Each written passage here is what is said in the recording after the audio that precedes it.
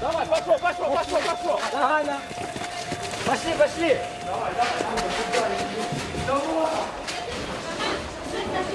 Да, это Кировские. Да. Take him to the operating room. Let's go for the second wounded. The emergency medical team consists of 6 medical students, among them Serhiy Chernobryvets. From the first days of the war, he was on duty. He came to work on the morning of February 24th and never left home. And a couple of weeks later, he found out that his apartment was completely destroyed after a direct hit by a shell. Get down!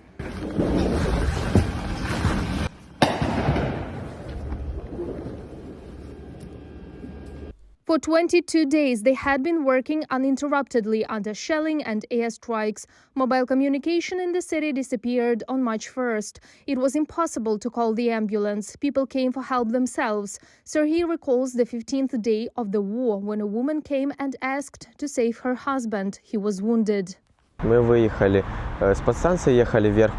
As soon as we drove out to save people, the occupants started firing. I have seen with my eyes how houses are destroyed by shelling.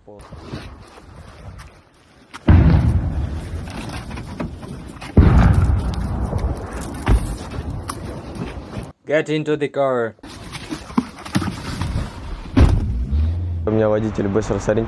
The driver quickly realized the situation and we broke forward and escaped from the firing zone. We were shell-shocked, but we still decided that we had to go to call in any case to help the wounded.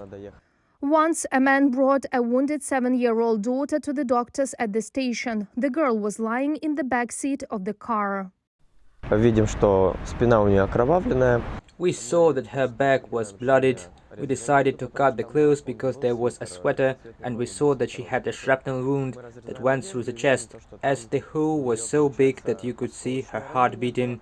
After examining the child, she was immediately taken to the children's intensive care department. Surgeons worked despite the bombardment of the city.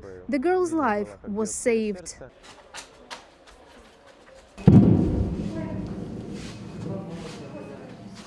Serhiy's unit also participated in the evacuation of women in labor from the Mariupol maternity hospital after the airstrike. He says it was a real hell.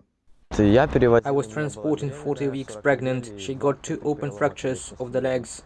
Serhiy's colleagues called him a fearless student. Risking their lives, he and his fellow students were always ready to help the victims of the war. Everything I needed I had in a vest. I only have a few of these, and this is what I carried with me to provide assistance and not to run into the car to take something.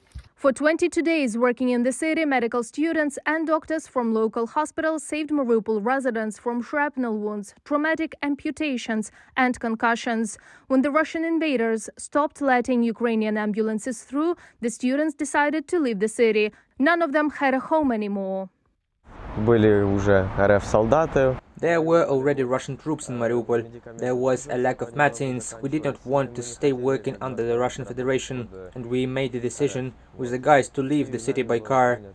6 people in emergency medical uniforms drove through dozens of Russian checkpoints. At many of them, they were threatened with weapons and death. Serhiy continued to work in an ambulance, but this time in Zaporizhia. Their unit also provides assistance, including to those who managed to evacuate from Mariupol. Reported by Marina Stepanenko, Nadia Sukharukova, UATV News.